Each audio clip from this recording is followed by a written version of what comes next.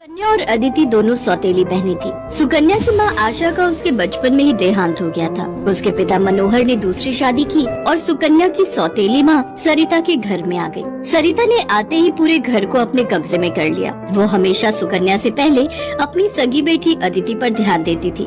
Mummy, ये देखो मेरा नया सूट, शाम के फंक्शन में ये कैसा लगेगा? ये तो बहुत सुंदर लग रहा है, रानी लगेगी बिल्कुल मेरी बेटी। मम्मी, वो सुकन्या को क्या दोगी पहनने के लिए? वो भी तो हमारे साथ शादी में जा रही है, पहन लेगी कुछ भी जो उसका मन होगा। मेरे पास इतने पैसे नहीं है कि मैं उसके लिए भी नया सूट खरीदूं। वैसे भी तुम्हारे पापा का भी इतना काम नहीं बचा। मेरे लिए तुम्हें नया सूट लेकर देना जरूरी था। बहुत लोग आएंगे वहाँ, क्या पता कोई तुम्हें अमीर घर का लड़का पसंद कर ले।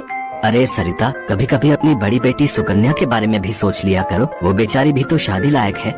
बस आ गए अपनी लाडली बेटी के बारे में चिंता कर दे। पता नहीं कौन से मनहूस दिन मेरी तुम्हारे साथ शादी हुई थी। जब से आई हूँ एक ही नाम तुम्हारे मुंह पर चढ़ा हुआ है। देखती हूँ सुकन्या सुकन्या। अरे तुम्हारी दूसरी बेटी अदिति भी कुंवारी है, वो भी तुम्हारी ही बेटी है। उसके बारे में भी कुछ सोचा करो। मैं हूँ जो पैसे जोड़ जोड़ कर अपनी बेटी को सूट दिलवाए हैं। अब शाम को चलने की तैयारी कर लो, बहुत बड़े बड़े लोग उस शादी में आएंगे। ये तो मेरी सहेली पुष्पा की बड़ी मेहरबानी है जो उसने हमें एक कार्ड दे दिया, वरना हम गरीबों को इस शहर में और इतनी बड़ी शादी में कौन पूछेगा। मनोहर को पता था कि सरिता का स्वभाव बहुत ही खड़ूस है, इसलिए वो चुपचाप अपने कमरे में चला जाता है। शाम को सब लोग शादी के लिए तैयार होते हैं। अदिति बहुत ही सुंदर सूट पहनकर तैयार होती है। सुकन्या के पास तो कपड़े ही नहीं थे। अचानक मनोहर सुकन्या के पास आता है। सुकन्या बेटी, ये ले, ये तेरी माँ की साड़ी है, तू ये पहन कर तैयार हो जा। देख कितनी सुंदर साड़ी है, मेरे संदूक में रखी थी, मैं वही ढूंढ रहा था और आज मुझे मिल गई।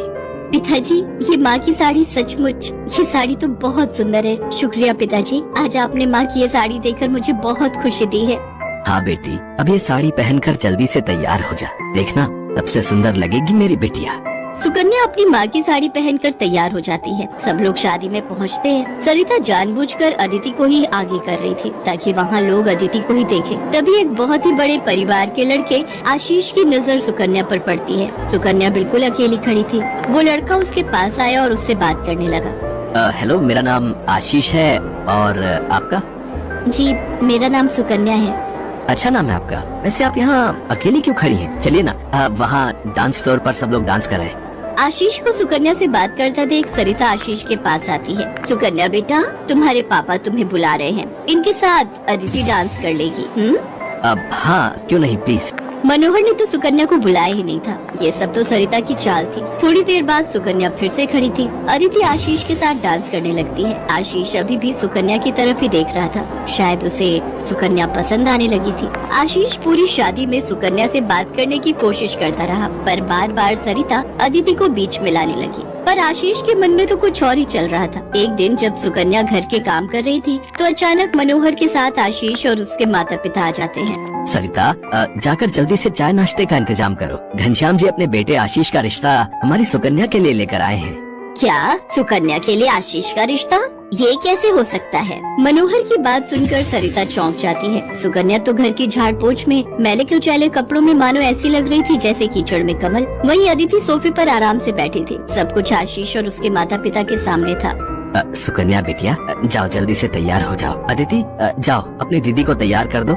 कोई जरूरत नहीं है तुम्हें उसे तैयार करने की। तुम उसकी नौकर नहीं हो जो उसे तैयार करो, अपने आप हो जाएगी तैयार। ये रिश्ता उसके लिए आया है, अदिति उसकी नौकरानी नहीं है। अंदर चल रही सरिता और मनोहर की बातें थोड़ी थोड़ी आशीष और उसके माता पिता के कानों में आ रही थी, इसलिए मनोहर बाहर आ जाता है।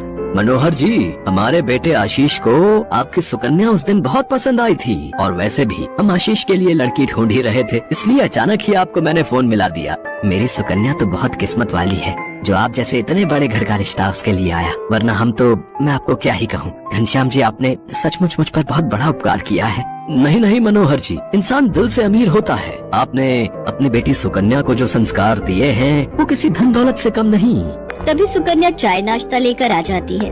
सुकन्या का रिश्ता पक्का हो जाता है। भाई साहब, हमें आपकी सुकन्या बहुत पसंद है। हम तो जल्द से जल्द शादी करके सुकन्या को अपने घर की बहू बनाकर ले जाना चाहते हैं। बस आप शादी की तैयारियां कीजिए। आशीष के माता पिता के मुंह से ये बातें सुनकर मनोहर की खुशी का ठिकाना नहीं था। सुकन्या आज एक बहुत बड़े घर की बहू बनने जा रही थी। आशीष के माता पिता रिश्ता पक्का करके चले जाते हैं। कुछ दिनों बाद सुकन्या की शादी की तारीख निकल आती है। सरिता, मैं देख रहा हूँ जब से सुकन्या की शादी पक्की हुई है तुमने सुकन्या से बात तक करना छोड़ दिया है, ये ठीक नहीं।